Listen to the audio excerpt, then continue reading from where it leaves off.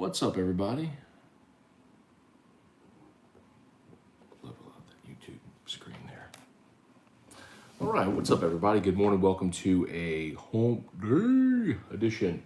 Morning Scone presented by Brock, Baton Rouge, Peter Clark, and Hudco Roofing, hudcoroofing.com. I hope your morning is off to a fantastic start so far. If you're on Facebook, please like the page, share the post, like the page, share the post, like the page, share the post. If you are on YouTube, please smash the like button, as they say. Right.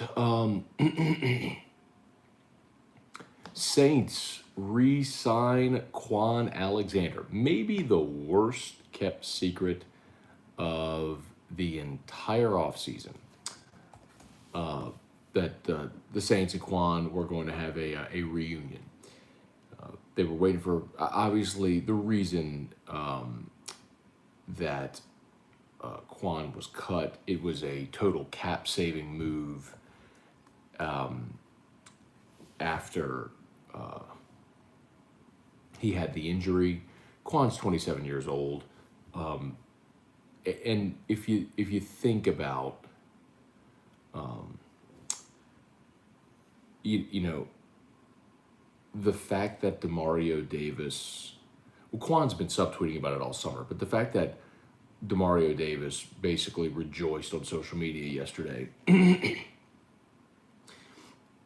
it tells you how quickly Kwon assimilated. Keep in mind, the Saints didn't pick up Kwon Alexander last year until November. I mean, he was only there for 2 months.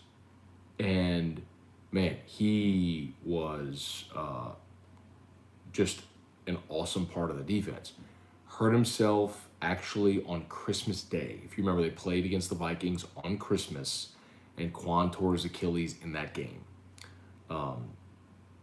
So that was certainly a bummer. And then the Saints cut him when they needed cap space, and they saved $13 million, or maybe he was gonna make $13 million. And by cutting him, they saved, I don't know if it was the full 13, but it was a giant chunk, which was something they had to do to get into cap compliance. But we always knew that if he were healthy, we're going to bring him back. So kept working out, kept posting workout videos all throughout the summer, and lo and behold, now the Saints are a few days into camp, and they go ahead and pull the trigger and bring Kwon in. So that's great news. Now, he can't practice right away because the NFL has their COVID protocol where you got to, wait so many days. You come in before you be in the building, you got to test and all that stuff. So he can't practice today, but whenever he'll be available, he'll be out there practicing. And he's your plug-and-play starter next to DeMario Davis. So if he's healthy, it's a great get at $3 million. So. Actually, the deal is up to $3 million. Let's see if I can find the structure of it, if it's known yet.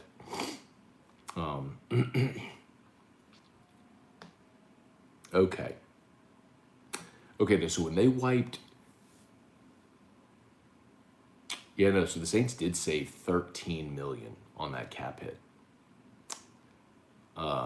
They saved 13.2 against the cap by cutting Kwon. And he was due that in 2022 also. So it was an obvious decision. They don't have his, I'm not seeing terms of his deal, or structure of his deal yet, because the way it's said is he can earn up to $3 million. So there's probably escalators and incentives into it, provided he stays healthy and stays on the field. So, all right, let's say some good mornings. Catherine Marie, good morning. Jeff McKithen, good morning. Kelly Gross, good morning. Where is everybody this morning? I know I'm a little late, but man. Tim Gotro, Ted Campiso, good morning. Let's see, Tim, good news for Kwon, for his sake as much as the Saints. Hope he can come all the way back. Yeah, man, if you've been following Kwon on social media, I get it, workout videos are different than actually playing the game. And typically when guys have an Achilles injury, you lose some of that explosiveness. But look at Kevin Durant. I mean, Kevin Durant had the Achilles injury. He certainly wasn't slowed by it this year. He's all the way back. So yeah, I think the bigger you are and the more weight you put on that injury. Sheldon Rankins had the Achilles injury and came back from it. So yeah, I think judging by the workout videos I've seen, he's certainly shown his explosiveness. He's doing like balance work on trampolines and stuff. I mean, he looks like he's ready. So they would have put him through the ringer with their doctors and their medical staff to make sure that he's good to go before they signed him. And it's just such a huge need. When the Saints only play with 2 linebackers, you have to have 3 down linebackers. I mean, the guys have to be able to thump in the middle and on rundowns, and they have to be athletic enough to get out in space and cover. And Davis and Kwon both check that box. That's, I think, been part of the issue bringing along Zach Bond, who is more of an edge guy at Wisconsin. Pete Warner's a rookie, and I think he is going to be really good and he's going to play this year. Alex Anzalone was a really good player. The problem with Alex was he just couldn't stay healthy. It was a knock on him at Florida, and it followed him around his pro career. Trivia Carter, good morning. Thank you for the reminder, Trivia. Everyone on YouTube, please smash that like button. Appreciate it as always. Joey Vincent, good morning. Eric Wilder, morning, Matt. I freaking love bringing Kwon back at that number. Do you think this has anything to do with Bond just not being ready, or do you think we were doing this regardless? Yeah, Eric, I think we're doing this regardless. I think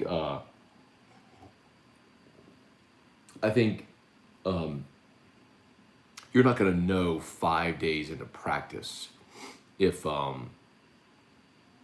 Zach Bond is going to be a good second-year pro.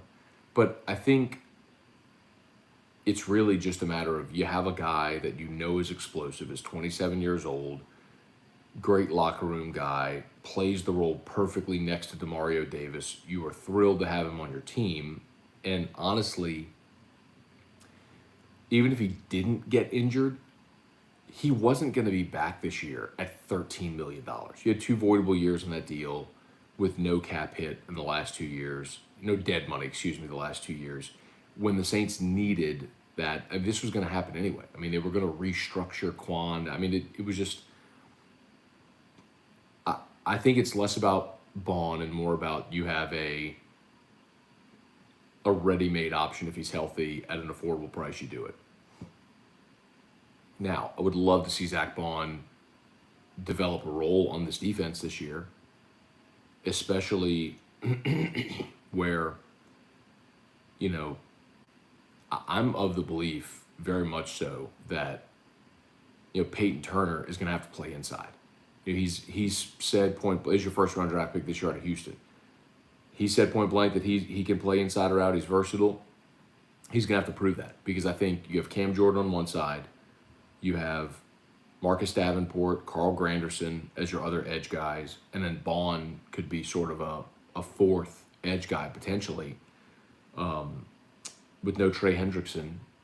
And, I think you kick Peyton Turner inside where, especially now without David Onyemata, you got to have bodies on the inside. So, I think that could be the option there. Jonathan Martin, morning Scone from the YouTube side, because I'm currently in Facebook jail for asking a COVID question. Dude, you post about COVID or you post about Trump, you're getting banned from Facebook. Just get ready for it.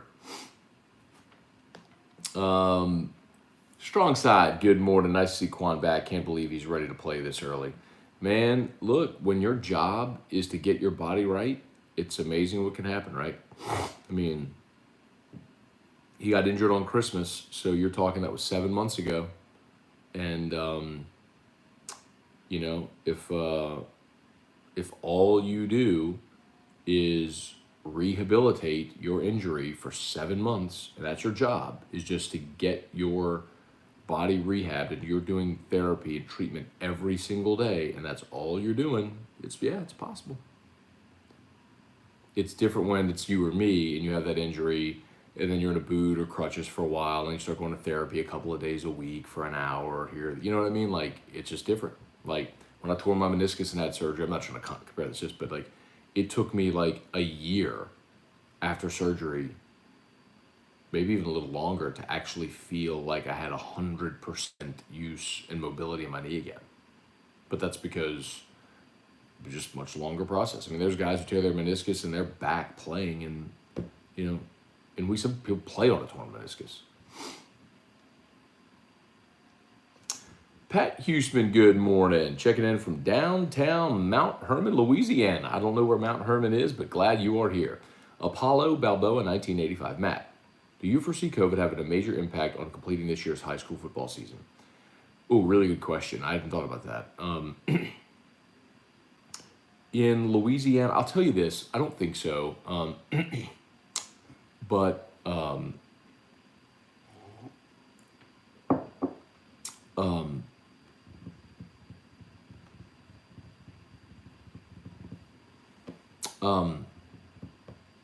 the state is very hesitant to move to any type of shutdown again. So I think they're going to play. They may limit attendance, that sort of thing. They may ramp up testing again. But I mean, I will tell you, I think, and listen, we're obviously, y'all know I don't do, y'all don't come here for COVID talk and everything, but we're obviously very aware of every respiratory virus because of Drew and all of his issues. And last year, so we asked all of his doctors about COVID last year, and they were all like, thankfully it doesn't affect kids, he should be fine, and lo and behold, we all got it, and we're all fine. That conversation is very different this year because we ask all his doctors, and they're like, this is serious, the Delta variant is affecting children, we are seeing kids in ICU, healthy 20 and 30-year-olds, it's a different virus right now. So we're very leery of it, and I think, but also the point I was going to make is there is also a feeling like it's going to burn off here eventually. Like a virus doesn't just stay in one place for like it's going to maybe like the next 2 weeks may be terrible, but eventually you're going to see the numbers start to subside. So here's hoping. Neely, hello. Fire at a bar in Tigerland ruled arson. Someone or ones need to invest in that area to make it safe again. Everybody's moved their money elsewhere, Kev. I mean, when you look around campus at where the money is going in housing, it's down Burbank, and it's Northgates. I mean, it's not in Tigerland. Spurge, I banned Facebook. There you go, Spurge. Take matters into your own hand, man. Eric, just curious, a little more than a month after NIL, what has surprised you the most? Nothing, honestly, Eric. It's like, that's not a cop-out answer. It's exactly what I thought it would be. There's a lot of people who are surprised the money isn't as big as they thought. There's a handful of guys with high profiles that have gotten nice deals, but overwhelmingly, it's exactly what I thought it would be. You have coaches lobbying for it. Here's one thing. I thought you might get I figured schools were going to have to be on board. But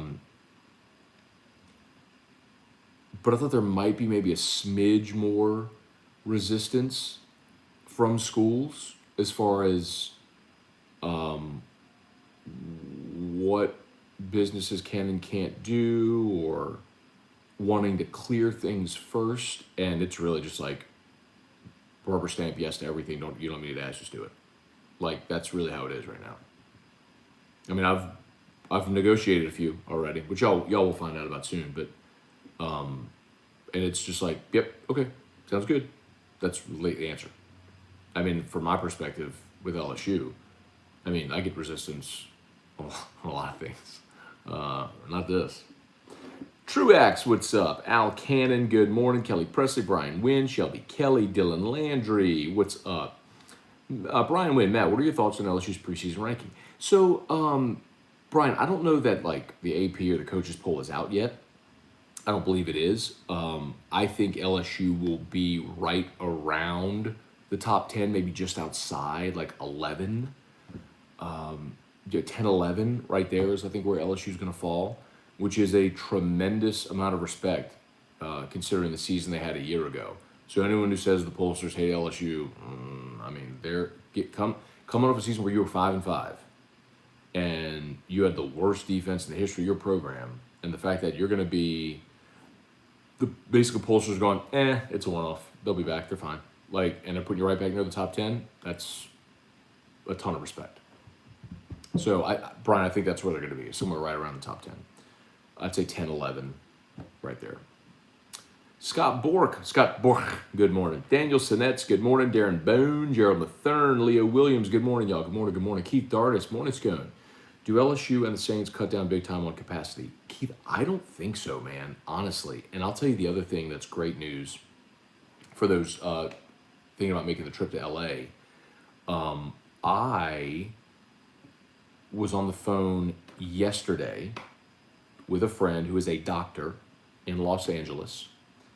And I might have told you this yesterday, so sorry if I did. But I was on the phone yesterday with a doctor in Los Angeles, and this person is an LSU fan, and was really excited. And I said something to the effect of, man, I hope,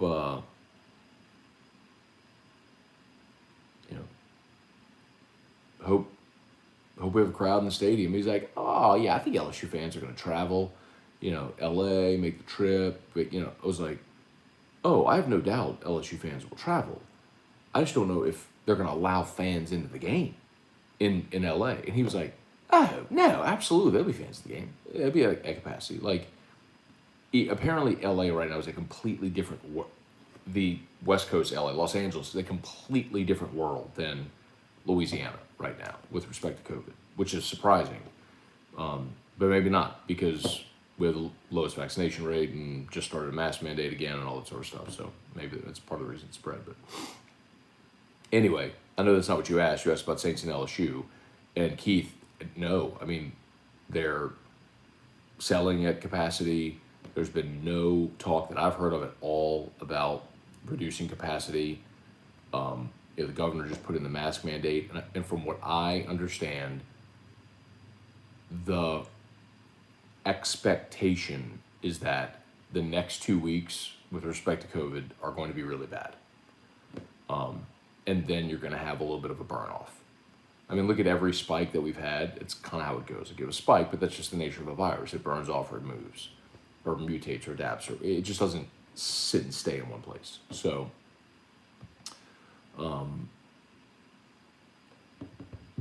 I guess that's really the hope right now. All right, y'all, as always, shout out to Brock, Baton Rouge Orthopedic Clinic, and Hudco Roofing, hudcoroofing.com. Charlie Cavell, good morning. Gerald Mathern, does Miles Brennan heal and transfer next season if Max handles his business? Gerald, I don't think Miles plays another season of college. This is year 5. I don't think he's playing a 6th year. And if Max Johnson really establishes himself as the starter this year and plays really well, then it's really hard to imagine Miles coming back for a 6th year to be a backup. I also don't think he would go somewhere else to play at a lower level or something like that. I think you'd have more likely a Matt Castle type situation. If you remember, Matt Castle was Matt Leinert's backup at USC, never played at SC, but was a highly rated guy when he signed. And even though he never played, the Patriots drafted him. He was Tom Brady's backup. Then the whole Patriots, GM, whatever, got hired over in Kansas City. And they brought Matt Castle over and paid him like a starting quarterback. Well, it never really materialized, but I think that's probably the route Miles Brennan would go, is just try to make it into a pro camp next year. Brian Jones, I understand being cautious running the RPO with quarterback depth. What's the difference with Watson at Clemson, Trevor Lawrence, Fields? They still ran their offense. I understand having a freshman backup, but I hope they don't water down the offense too much. Yeah, Brian, I don't know that they will. I asked Rohan that question yesterday, and he said, no, you got to go run your offense. I think, and the point he made, which is a good one, is you just got to drill it into your quarterback's head. Something that Burrow didn't like to do, which is slide. Get down. Live to play another down. Know when the play's over. And hopefully he does. Hopefully Max is smart about it. Let's see, do you think Miles is done at LSU since last year did not count with eligibility? If he misses the entire season, is eligibility finished? No, he has another year. So, like, it's Miles' 5th year, but he's technically a junior because 2020 didn't count for against anybody. And he redshirted in 2018. So Miles Brennan absolutely has another year. I'm just guessing to say that I don't think that guy comes back for a 6th season in Baton Rouge, especially if Max Johnson establishes himself as the starter. Lowell Cormier, good morning. Jonathan Martin, any events planned for fans traveling to the UCLA game? Jonathan, I know that like Traveling Tigers, Mr. Fun, like a bunch of those TAF have a pregame tailgate party at the Rose Bowl planned. So I would get in touch with one of those groups and see how you can maybe get a ticket to that, because that's going to be a giant party pregame at the Rose Bowl. How long before the players start a union, start asking for their share of TV deal money, people mad about NIL? I believe that's going to be interesting.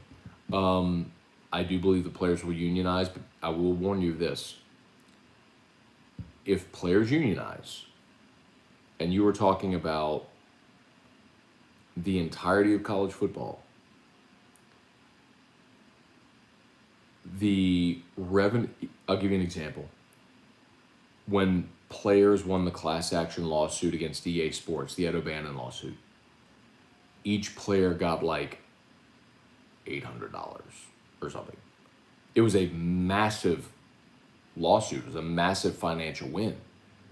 But each player got this much because you divided that pot so many ways. It would be the same thing if you try to divide up TV revenue. It just wouldn't, like, that structure wouldn't be as beneficial as you might think it would. That's all. Can LSU get a quarterback walk-on or transfer and get an NIL deal for that player, pay for school for 1 year since we've used up all of our scholarships? So, first of all, what quarterback?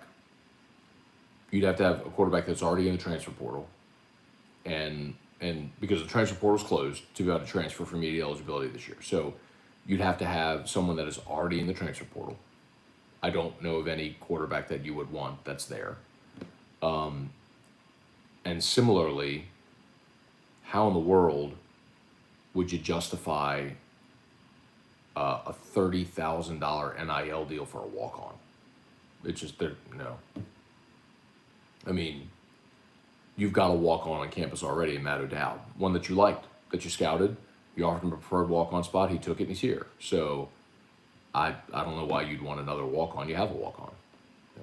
You know? I guess, I mean, if the right player was there, who's that player? You know? And if it were a transfer, you'd still need an initial 25 spot. Let's see. Brian, it's all about money and control. The NIL stuff? Matt, do you think the other universities will veto expanding the playoffs if the SEC adds more teams once Texas and OU join the SEC because of the dominance the conference has had in football? Do you think other universities will veto expanding? So remember, to change the contract before it expires, you have to have a unanimous vote, 11-0.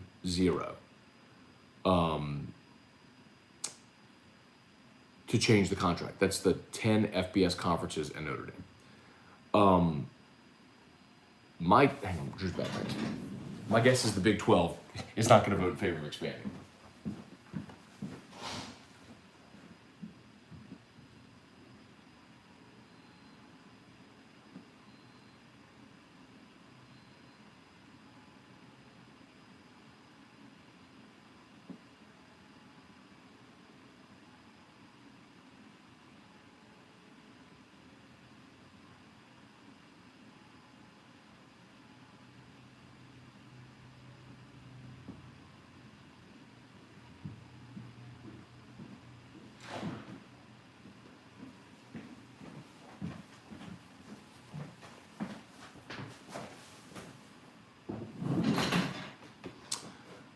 Let's see. So expand the playoffs. So I don't think that vote's going to go down to expand the playoff while in the midst of realignment, not knowing what realignment's going to look like. Kyle Milliken, Matt, do you think LSU will recruit Arch Manning hard his last 2 years of high school, or do you think he'll go somewhere else? Oh, Kyle, of course they're going to recruit him hard. I mean, he's a Louisiana kid who's right down the road. I mean, they've already got a commitment from one of his offensive linemen and Bo Bordelon. I think they're recruiting one of his receivers as well. So yeah, absolutely. And I don't know. I've never spoken to Arch Manning ever. I just know people who follow recruiting at Clemson and at Ole Miss, and people who cover LSU, and everyone kind of says the same thing. If you had to pick today, probably go to Clemson. Virginia is probably is one that, like, his sister goes to Virginia, so that's one that not many people are talking about, but is really in the mix. Ole Miss is desperate to get him for very obvious reasons, but maybe the family isn't super high on Lane Kiffin. But it just doesn't seem like LSU is really, it's certainly not a front runner at this point, but we'll see. Brian, no, Matt, all these mask mandates. Brian, listen, man, this is what I'll tell you. Like, if you think it's about money and control, like, the absolute fact, right now in Baton Rouge, at our 3 major hospital systems, there are no more ICU beds. I understand, because this is the argument I made last year, you can't count cases, because you can't. I mean, it's not about the total number of cases. Viruses spread and you get over it, and mostly last year we knew that COVID affected healthy people. Affected elderly people and people with pre-existing conditions. Basically, if you were under 70 years old, you're probably going to be just fine, with some exceptions. This is different. The variant is different, and people of all ages are being affected. And like right now, there are no ICU beds.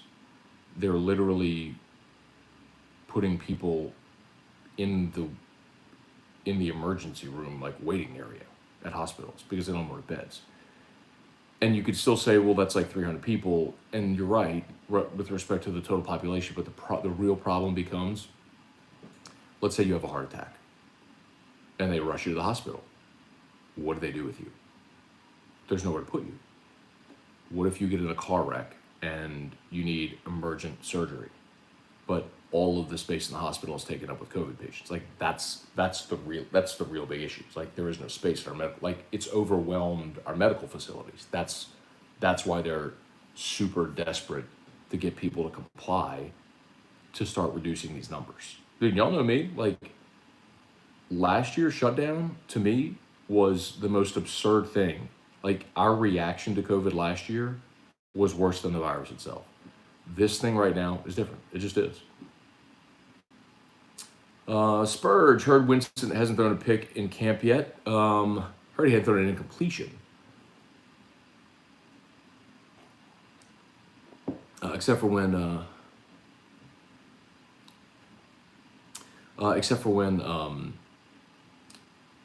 as it was put, I think, by Mike Triplett, or maybe it was Nick, when his receiver was grabbed and thrown to the ground. Remember when Vinny Testaverde was with the Bucs, was throwing all the INTs, had laser surgery, his INTs went down. I think Winston had the same surgery. Let's see if INTs go down. Brian, I think that's a legit part of Winston's offseason. He had LASIK. When vegan, lost all that weight. He's in great shape. He's saying all the right things, and he's doing all the right things. Let's see if it translates on the field. Where are we? I see Brennan hosting a hunting and fishing show next season. John DeRoche, Miles goes to Tulane, has great success. I don't think so, John. Brian Jones, do you see Nussmeier playing in the first game? I hope not, because if he is, that's a problem. Jeremy Brinkmeyer, random question. Do you think Chris Beard left Tech because Texas told them going to the SEC, since Tech will now have to struggle to find a conference? No. First of all, I mean, I understand the question, but there's not even a comp. The fact that Chris Beard got Texas Tech into the national championship game is astonishing. But the level of resources, financial facilities, everything at Texas relative to Texas Tech, it's like, would you rather coach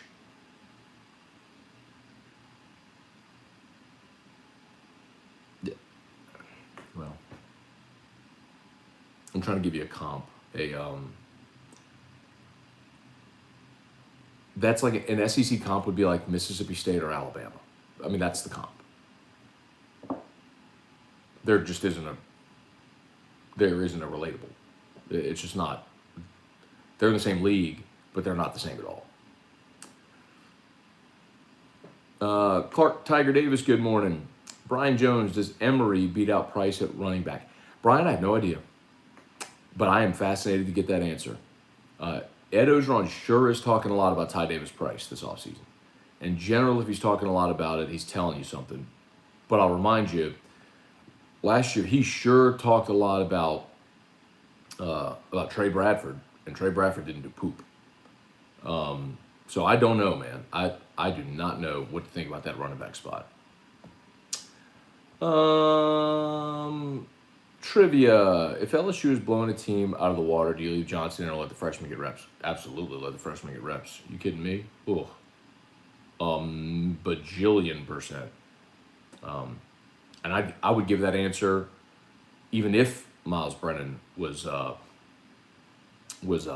healthy, because I mean, that was one thing that drove me nuts about Les Miles, is Les would never let his backups go in and functionally run the offense. He'd wait till the final drive of the game where they're just handing off or taking a knee. And it's like, man, come on. Like, this is an opportunity to get that guy his feet wet. So, yes, to answer your question, 100% yes. All right, let's see, last one. What's your guess on the number of wins the Saints get this season? Hey, man, with the Onyemata news and the Thomas news and all that stuff, they bumped down from 9 to 8.5 out in Vegas. I'll go over. I think they're 9 wins, but I think they're 9-8 this year. And I do think that that's enough to get them in the postseason. Who's our first 3 at wide receiver? At LSU? Who will be the first 3 on the field, or who will finish the season as the top 3 receivers? I think Butte, Jere Jenkins, and I'm gonna say Chris Hilton. I think one of the freshmen pop. Charlie, he also said the defense was going to be great. He did. He said the defense last year. He said the defense is so much better right now than at any point a year ago. It was a shot at Aranda. I told y'all that whenever he said it. Trying to tell y'all all last year, man. I tried to tell y'all all last year what was going on. Y'all didn't want to hear it, man. I got labeled a hater. I hate Ogeron. I'm negative. Blah blah. Whatever. That's. I get it, man. I know people they can think what they want to think, but I tried to tell y'all all last year what was going on over there, and nobody wanted to hear it. And now everyone's admitting it. Everyone's saying it. Y'all heard Rohan yesterday talking about the coaches communicating with players and how good it is, how much better, how much they respect these guys, how they listen. Like, I tried to tell y'all all last year, bro. How many times I tell y'all, Pelini was the last one in the building, the first one to leave. They hate him. Bill Bush MFs all the players and never wraps his arms around them. They're totally disconnected. The March, I told y'all all last year. Nobody listened to me. Anyway.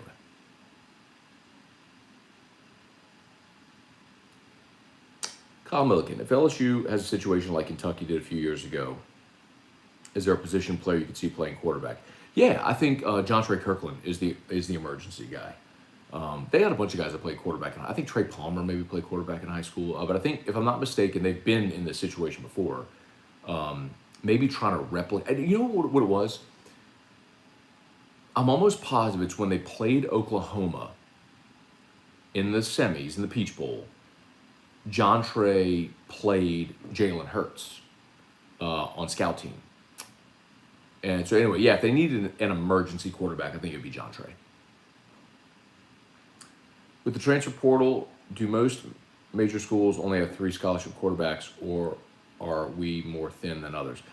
Some have even more, man. It's crazy. But most quarterbacks choose to leave. But like Mississippi State, for example, this year, Mississippi State brought in multiple transfers.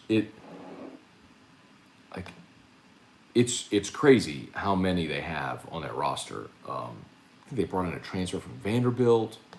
They brought in another group of 5 kid, maybe from Troy or something like that. Let me see.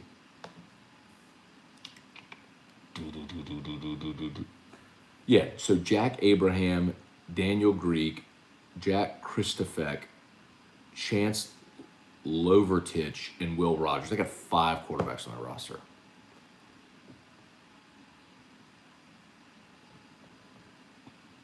All right. AJ Holland, what's the name of the COVID killing air purifying machine? Where do you get it? It's so the machine, the big box, not the big, I mean, it's, y'all seen it's the size of a small lamp. It's called the Air and Surface Pro. And the small one, that one purifies up to 3,000 square feet. The small one, the one that I keep on my desk at Guarantee, you see on the set, is the Fresh Air Mobile. And that will purify up to 500 square feet. That one, it's on my bedside table right now. Shoot, I'll show you. Hang on, I'll show you.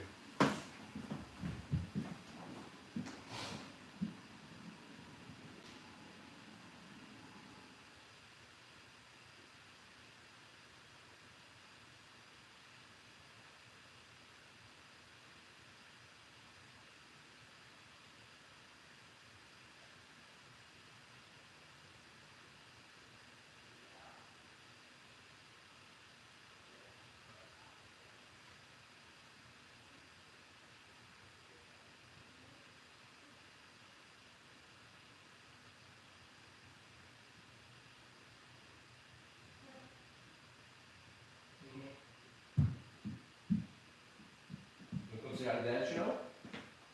You'll come say hi. You'll come say hi to Dad Show. Come say hi, Dad Show. No. Okay. So AJ, this is the Fresh Air Mobile. Again, it's like the size of a cell phone. I tell you all the time. It's like about the size of a cell phone. Pretty thin. This is the stand that it comes on. Which is easily detachable. You just push, I'm not gonna take it out, but you just push a button down and, well, I can show you. You push this button down and it just slides right off, and then you just slide it in place. So, I don't know if you can see me do that. So anyway, this is the one, I put it on my bedside table. It's got just an AC plug. I put it on my bedside table. It has a car adapter, so you put it in your car, how often do you actually purify your car, right? We vacuum it, do we actually clean our car? Then I put it on my desk at work. And then I take it into studio with me. It's on the set with me in studio. So everywhere I go, I run that thing. And the website is MyCleanLiving.net. So that's the rep that advertises with us. Her name is Jennifer. Hang on. I'll post it right here in the chat.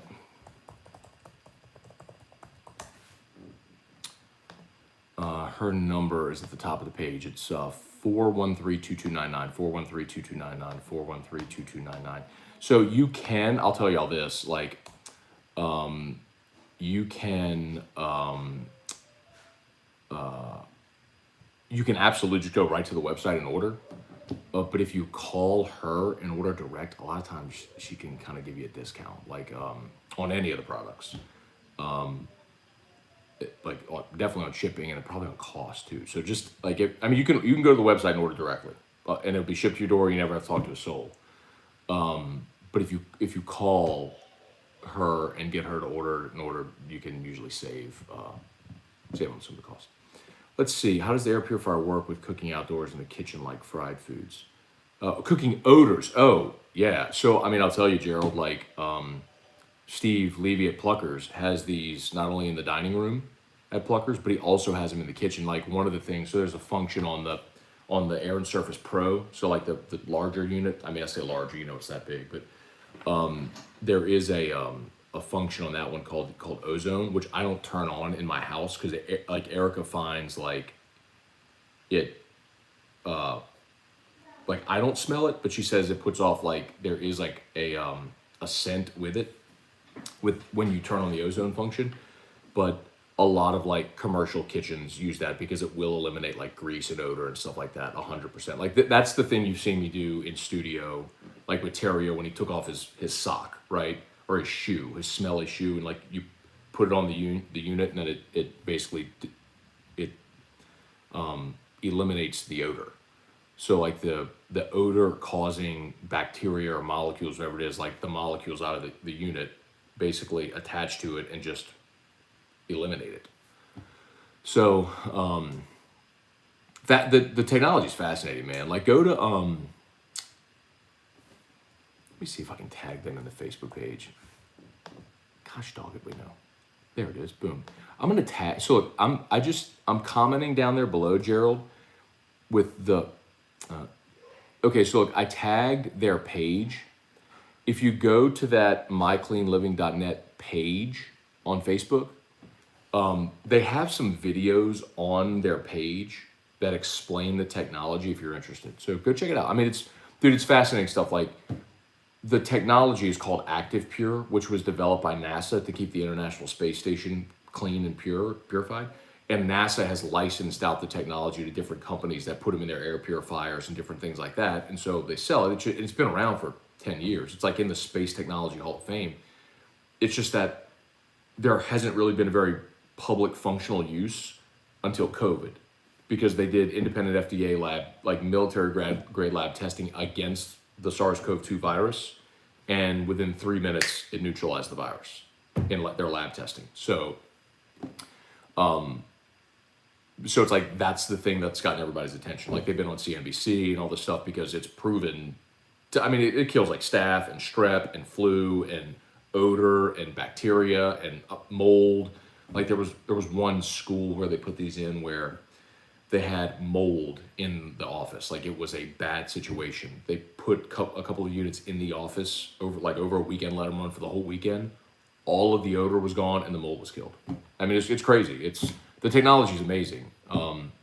But anyway. Oh, interesting, Gerald. Smelling my cooking from last night, thought about asking about it. Yeah. Dude, put one of those. I mean, if you cook a lot, definitely, man. I mean, but listen, I'm serious. You can order from the website, that link, the mycleanliving.net link. You can order directly from the website. But I'm telling you, if you call that phone number at the top of the page, I told you what it was. It's 413-2299. That will ring directly to Jennifer. She's the rep that advertises with us. And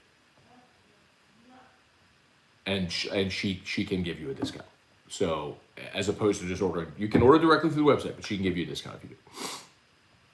All right, any more?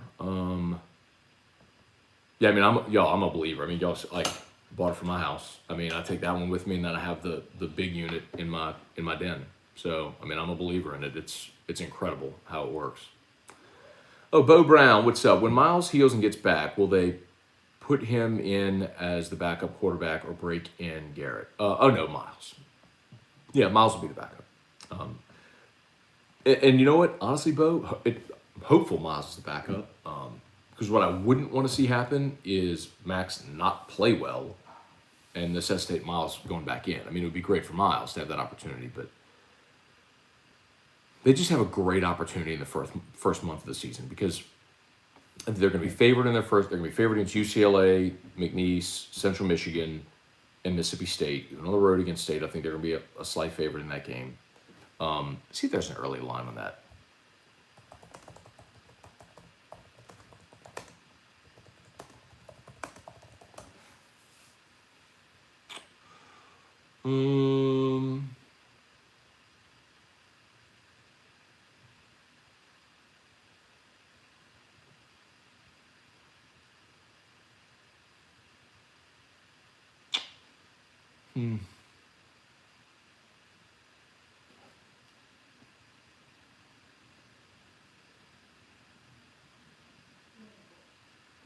No, I don't see early lines on that game, darn it.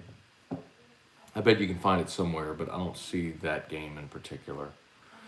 Anyway, but anyway, I think the point is you beat Mississippi State, you're 4-0, and then you've got Auburn, at Kentucky, Florida, at Ole Miss. That 4-game stretch right there, that determines your season. Because if you win those 4 and you're 8-0 going into your bye, then you're playing Bama probably as a 1 versus 2 game.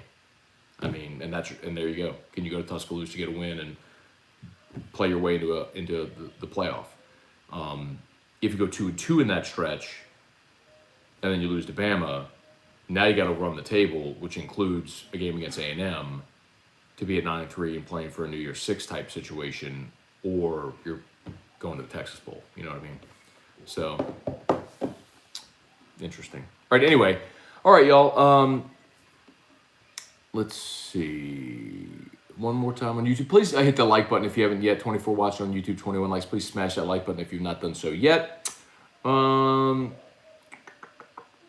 Stu 3 Air and Surface Mobile. That's what it's called. Wait, hang on. Let me post it here into the YouTube chat as well. So the larger unit, Stu, is called the Air and Surface Pro. This unit is called the Fresh Air Mobile. You can see it. Well, I'll show you right there. Can you see it there? It says Fresh Air Mobile. So here, I'm going to post the link in the chat. So just follow that link. When you're at the top of the page, you'll see it says like Air. You drop down, your Air O2, you hit the drop down, and then you'll see all the products listed there. All right, y'all. I think we're done. Thanks for the interest. Thanks for all the comments. Appreciate it.